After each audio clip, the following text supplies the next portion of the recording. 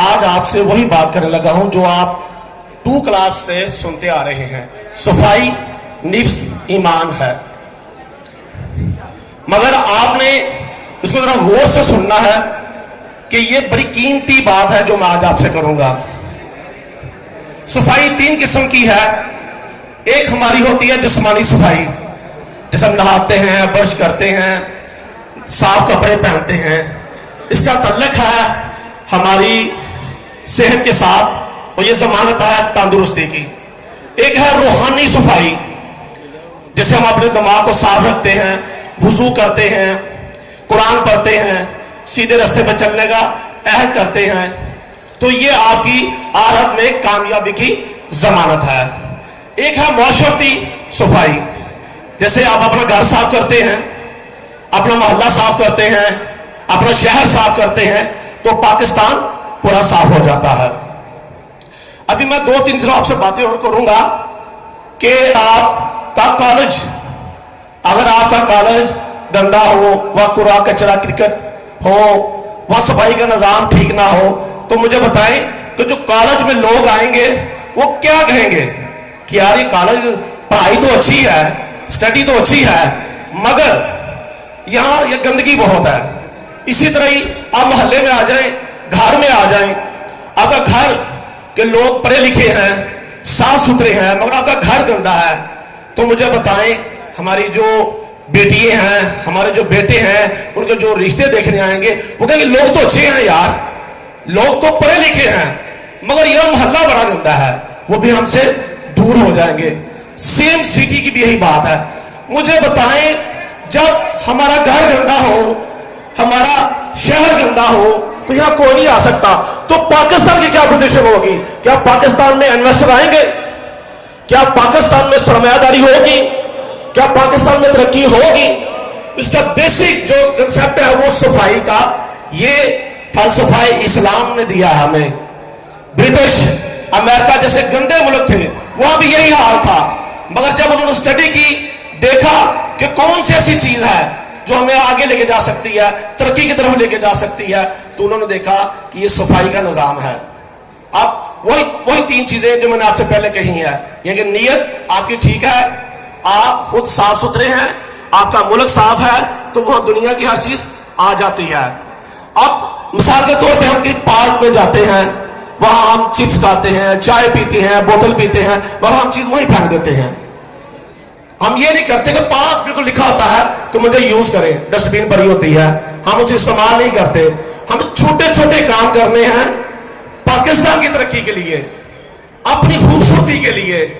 اس کے لیے ہم نے مختلف اسکولوں میں، مختلف کالجوں میں گئے، ہم نے کہا یار آپ کے گھر میں 4 شاپر رکھ لیں، آپ ایک میں آپ کچرا ڈال لیں جو آپ کا اوریجنل کچرا ہے، ایک میں آپ پیٹ بوتل ڈال لیں، یہ فار سیل ہے، ایک میں گتا ڈال لیں، یہ بھی فار سیل ہے، ایک آپ جو ہے نا سبزی فروٹ چھلکے والا ڈال دیں، یہ جانوروں کو آپ کسی کو بھی ڈال دیں. آپ تو ہر چیز کا حل ہمارے پاس موجود ہے، مگر ہم کرتے نہیں.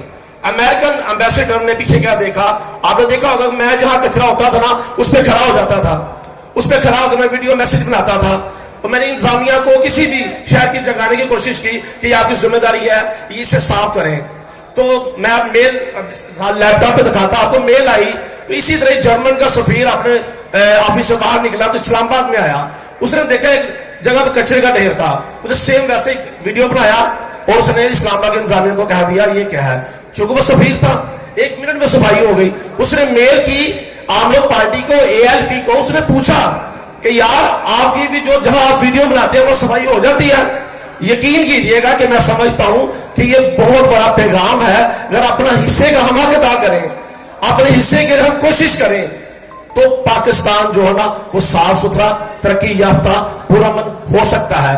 اس لیے ہم نے ALP clean green healthy educated program شروع کیا. اب ہے گرین کیا ہے؟ آپ کے اپنے گھر کے باہر پودا لگا لیں، درخت لگا لیں، چھوٹے چھوٹے چھت پہ لگا لیں. یہ آپ نے کہنا ہے، یہ میسج آپ نے آگے کرنا ہے. ہیلتھی کیا ہے؟ ہم نے بچنا ہے برگر سے، پیپسی سے، شوارمے سے، یہ آپ کو کمزور کرنے ہیں.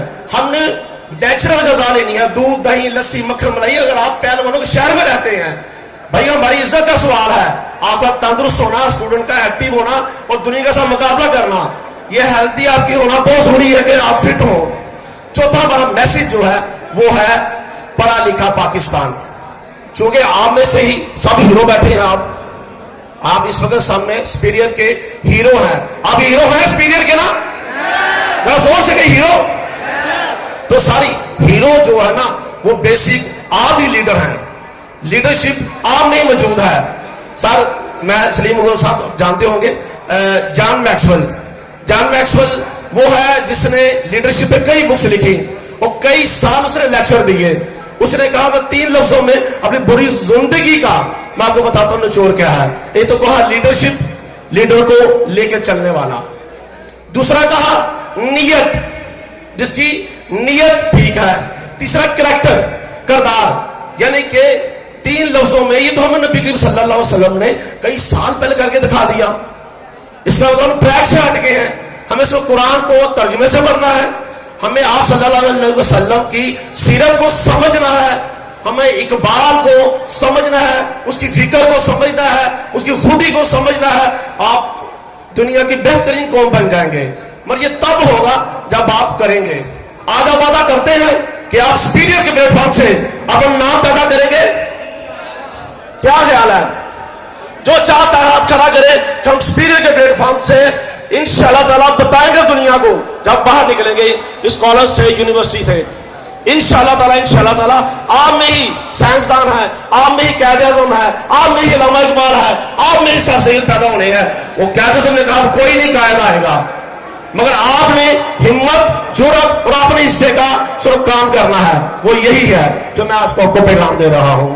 میں صرف ایک شعر کے ساتھ اجازت چاہوں گا. سر دھول 2 منٹ کے غور کیجئے گا. دھول میرے چہرے پہ تھی, دھول میرے چہرے پہ تھی, میں آئینہ صاف کرتا رہا.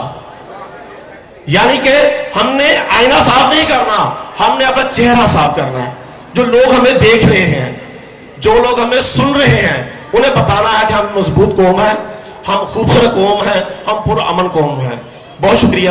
میں ایک دفعہ سلیم مغل صاحب کا شکر گزار ہوں, سپیریئر کی انسانیت کا شکر گزار ہوں کہ جنہوں نے ہمیں 10 منٹ ٹائم دیا. بہت شکریہ.